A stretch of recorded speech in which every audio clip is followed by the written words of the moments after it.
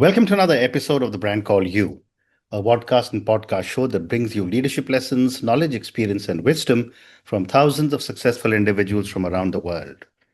I'm your host, Ashutosh Garg, and today I'm delighted to welcome a medical doctor with a deep understanding of fertility from Texas, USA, Dr. Aumatma Simmons. Dr. Simmons, Hi, welcome to the show. thank you for having me, Ash. It's good to Uh, be here. Thank you. Aumatma is the co-founder of Chief Fertility Officer of the Madre Fertility Center. She's a double board certified naturopathic and endocrinologist who discovered that her greatest breakthrough came not from speaking louder, but from learning to listen deeper. And she's the author of a book titled Fertility Secrets: What Your Doctor Didn't Tell You About Baby Making. So, Omatma, let's start with the first question.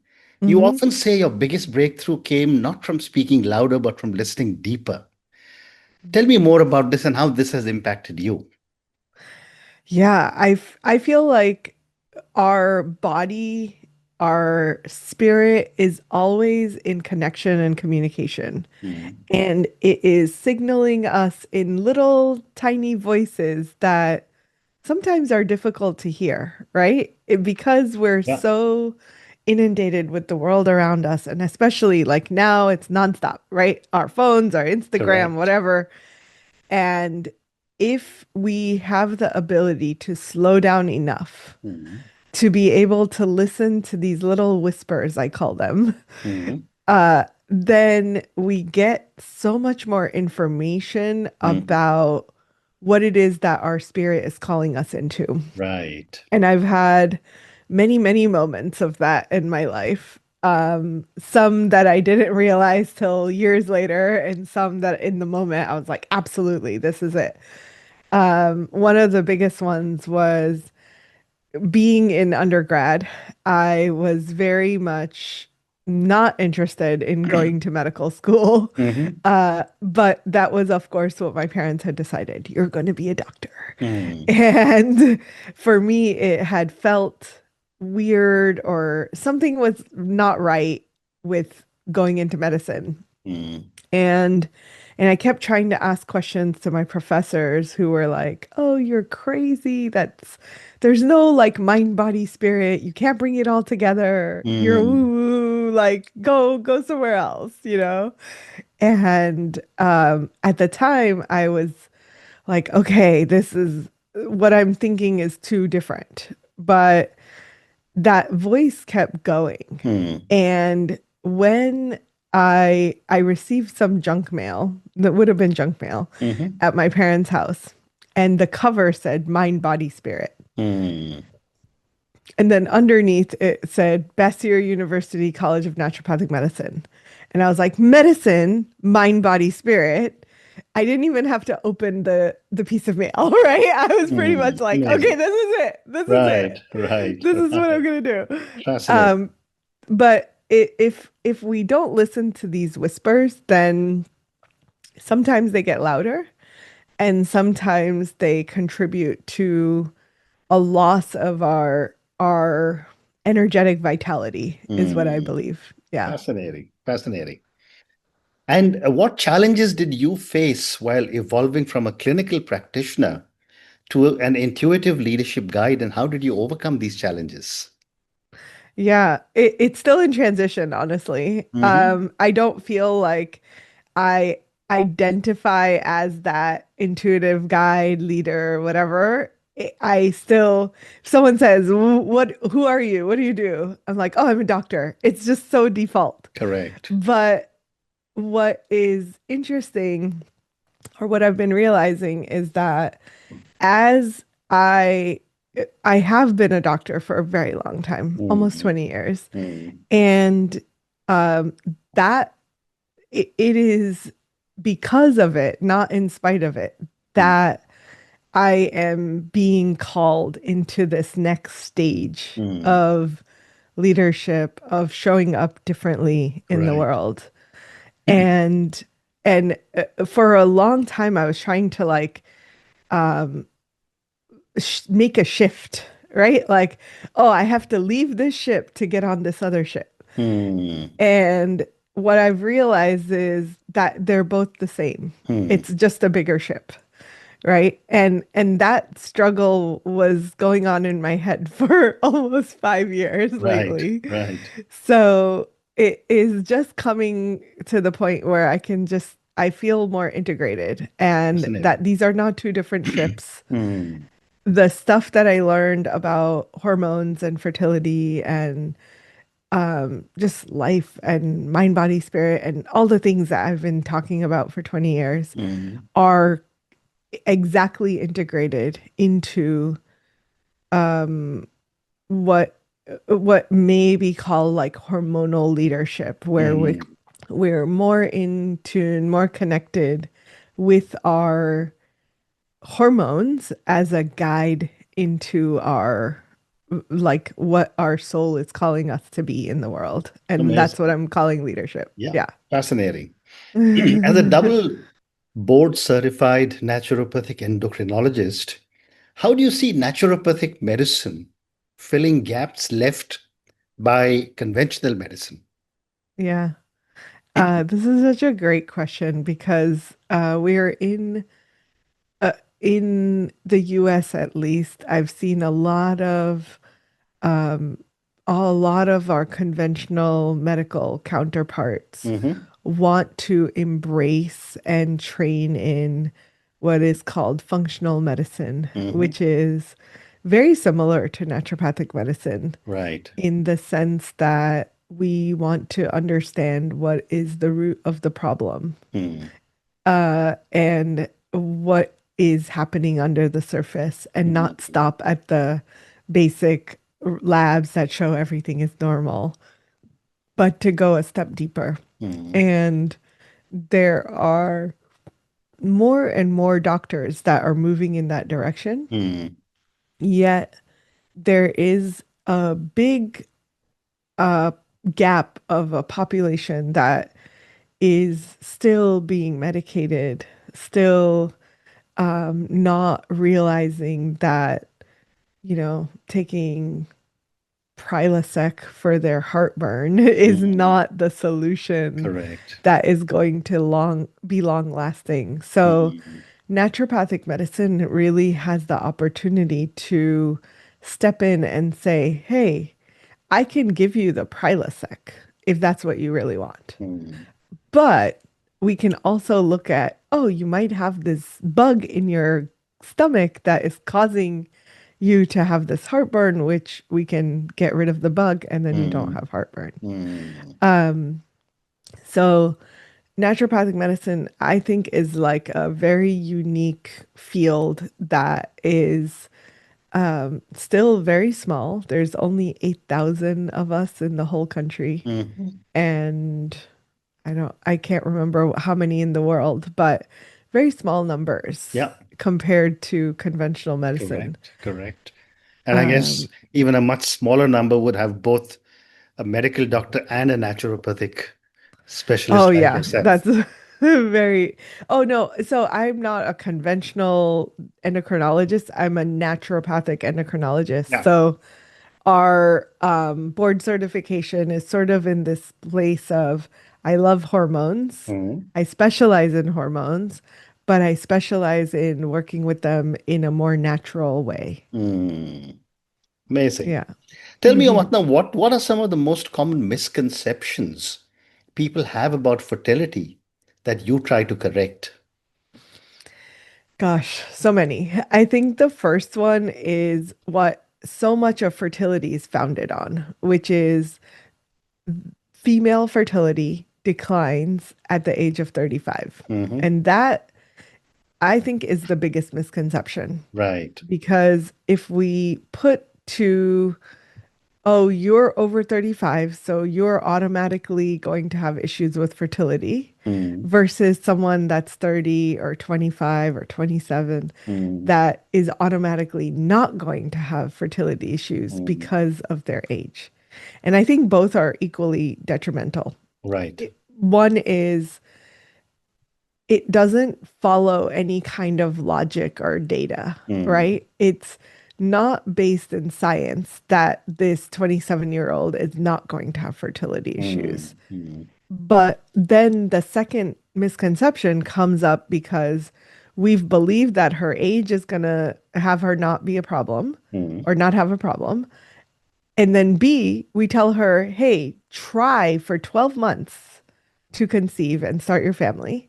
And if it doesn't work, then come back mm, in 12 months. So now this person has wasted a year of their lives, mm, and the roller coaster and trauma of not being able to do something that everyone claims that is going to be no problem because you're young enough mm. becomes psychologically damaging, Yeah, right? yeah. And then on the flip side, you have the 35, 39, 40-year-old that is like, oh, I just want to start my family and I started too late, or I met my partner too late. And she's going to have an equally damaging psychological experience Mm, mm, because we're telling her, oh, sorry, you waited too long. You are going to need thousands of dollars worth of treatment because you are a certain age.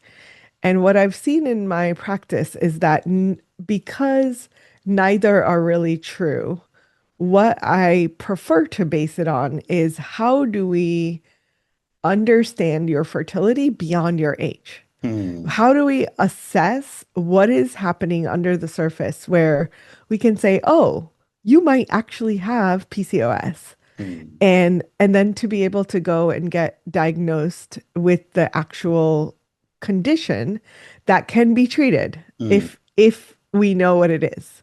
If we don't waste this woman's time and say, "Oh, Right. you're fine. Go keep trying for a year."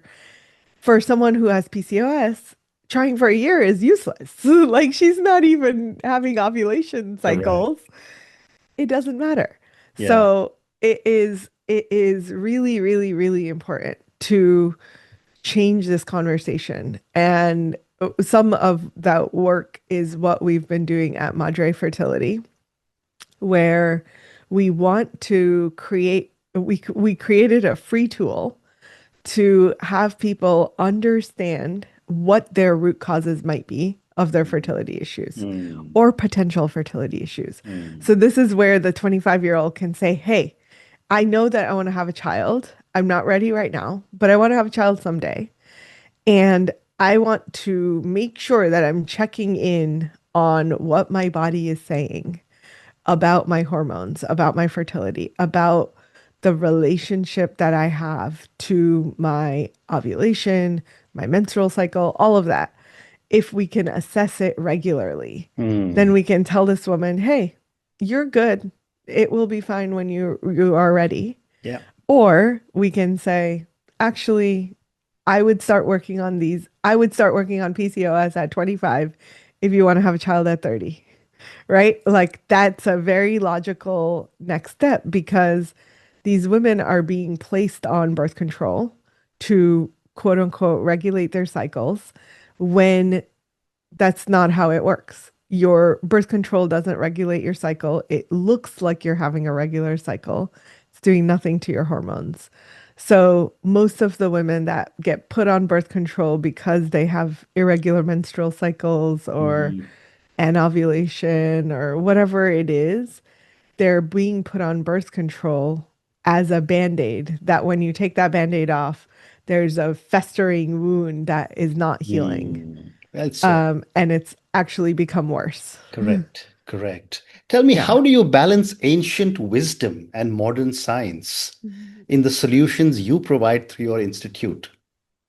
Yeah. So we there is a lot of ancient wisdom that I have been able to study that I'm very grateful for.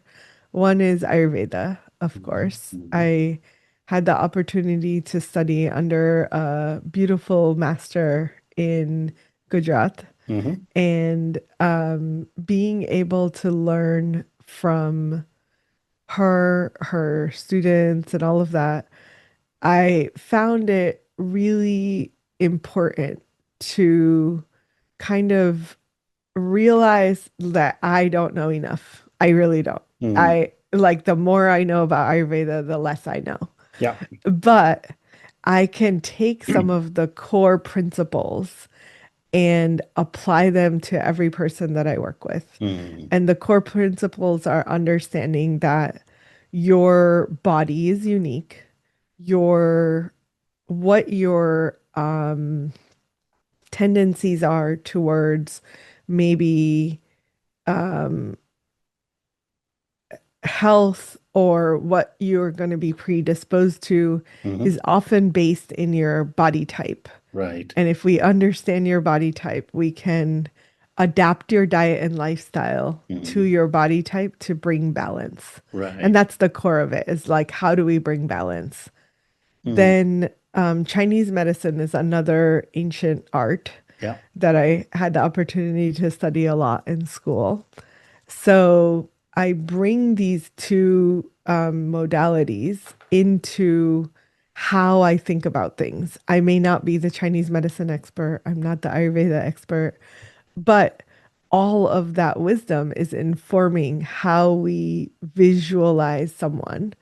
And I think the beauty is that inherently in Chinese medicine and Ayurveda, you're not just a body, you are a body that has a spirit and a mind, Mm, right? Automatically. yeah. I That's the agree. assumption. So I agree. your emotions are informing what your body is doing, your body is informing your emotions. It's all a mishmash. And that, as a core belief system, can inform the science side, which you probably heard me say earlier. Like, we need science and data and numbers to say, to better understand what's happening in someone's body, Right. not just assume that they're going to have fertility issues or not. Yeah. So we use a lot of science and testing and things like that. But we Absolutely. also want to assess them from this like underlying what's your core body type and how do we apply your diet and lifestyle to that. Mm, amazing. How does stress and modern lifestyle impact fertility? And what natural approaches do you recommend to counter these challenges? Oh, stress is everything Mm, and nothing at the same yeah. time, Yeah. right? We are living in a world where stress is a reality. It's not going away. It's not something that you can magically disappear. And fertility is very interesting because when someone hears, oh, you're struggling with fertility, just relax. That's when it will happen, right? Like Mm, they will hear that message all the time. And that's even more stressful because now someone who can't relax because she's not mm, getting pregnant is put up against this, oh, I'm not relaxed. I'm not relaxed. I'm not relaxed. It's never going to yeah. happen. Mm, Um, so instead, we really need to shift focus mm, to what are tools that are A, going to increase stress resilience. That's my mm, fancy term for our body can handle the stress better mm, if we have the tools in place to do that. mm, Instead of trying to get rid of stress, we increase the body's ability to deal with it. And there are some really great tools that we can use. One of my favorites is called body scanning. And it's a 5 minute technique that we can just like scan head to toe, then go back to the head, scan again. And what we're scanning is just looking in our body for any discord or, oh, I have the shoulder pain or, oh, my neck hurts, oh, my leg hurts, all that mm. kind of stuff, right? Like we're Yeah. just listening. We're allowing the body to just be. We're not trying to change it. We're not trying to figure out why it's happening. We're just Mm, like observing. yeah. And this observing tool has the ability to decrease stress hormones by 42%. 5 minutes a day will Wow. decrease your stress by 42%. Wow. So this is like, I would love for everyone to meditate, but they're not going to do it. Mm, correct. So I'm like, okay, you have 5 minutes. I don't care where you're doing this. Mm, You want to drive to work and sit outside your office and do this in the car? Sure, no mm, problem. mm. You don't need any fancy Yeah. gadgets. You don't need anything. Your ability to just be present with your body is enough to reduce stress. And now imagine if you do this twice a day or three times a day. Mm. Now you really have one tool that will transform how your body sees and perceives stress. Amazing. That's so there are like infinite tools like this, but Absolutely. that is one that I think is No, this is probably amazing. one of my Fascinating. favorites. Yeah. Fascinating.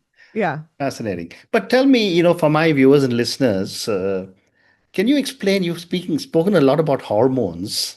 Yeah. Can you explain how hormones play a key role in fertility and overall health, and how a natural or naturopathic approach helps to restore balance in the hormones?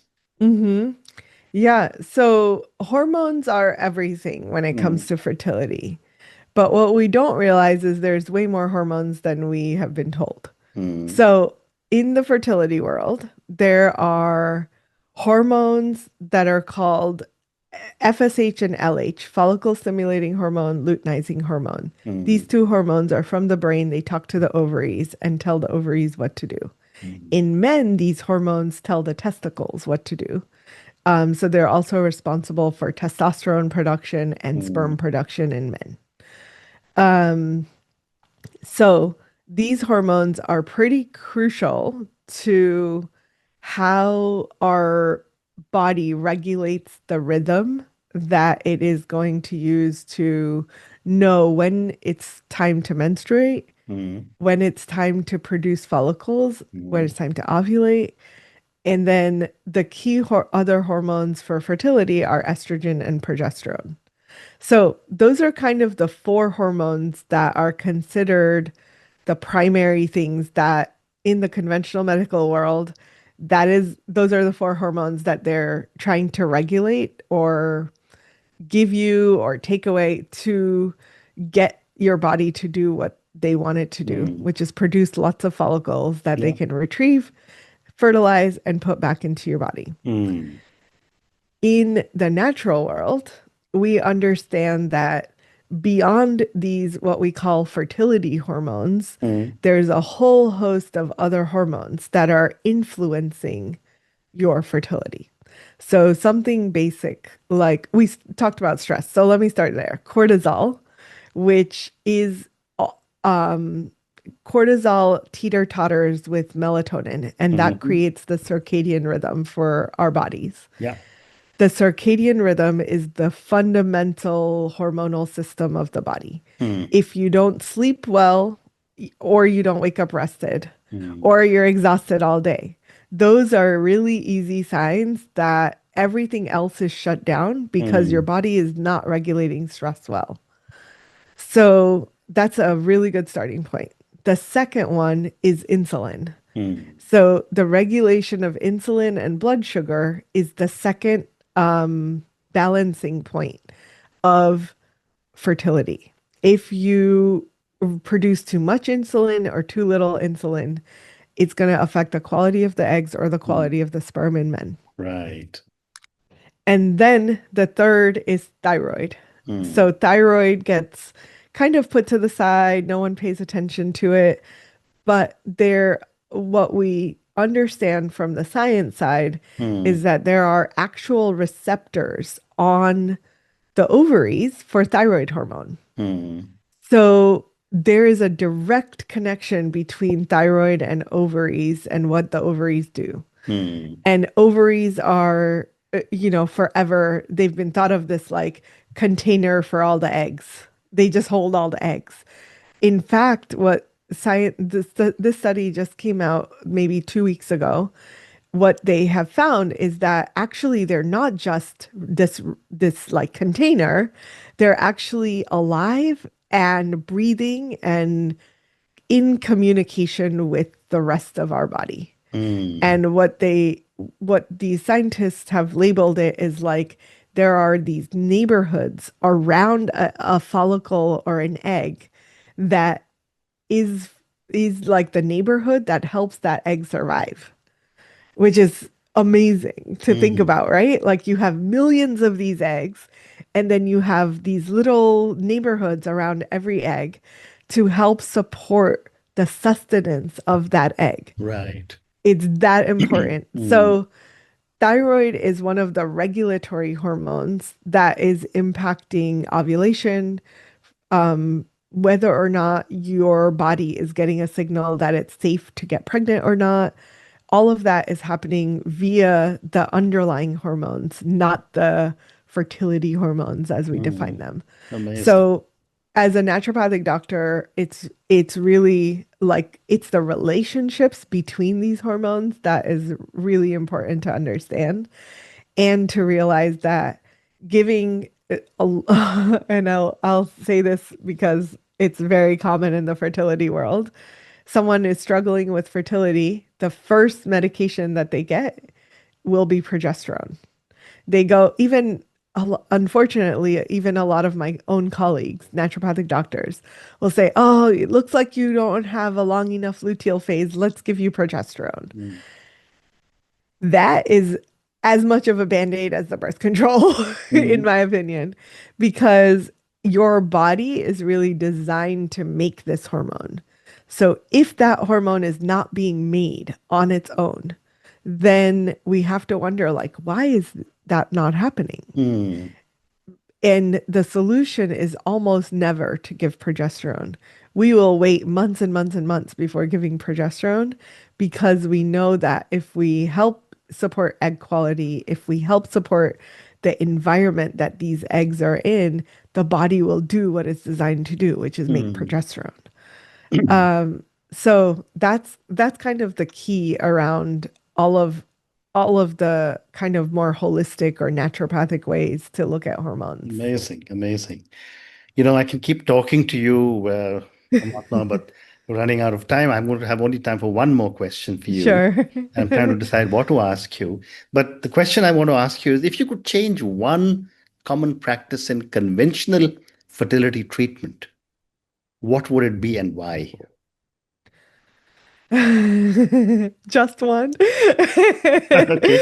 Uh, Testing. I think I would be a proponent for testing sooner Mm, all of the women that are saying that they're struggling with fertility or just want to know their fertility, mm, right? Like, why aren't we looking at women as like, oh, let's help you better understand your body and mm, better understand your hormones. mm, And if we didn't wait 6 to 12 months to test women, mm, what I think we would find is that women actually have a lot of intuition that is being ignored because they go to a doctor and the doctor says, "Oh, yeah, you're fine. yeah, Don't worry about it." yeah.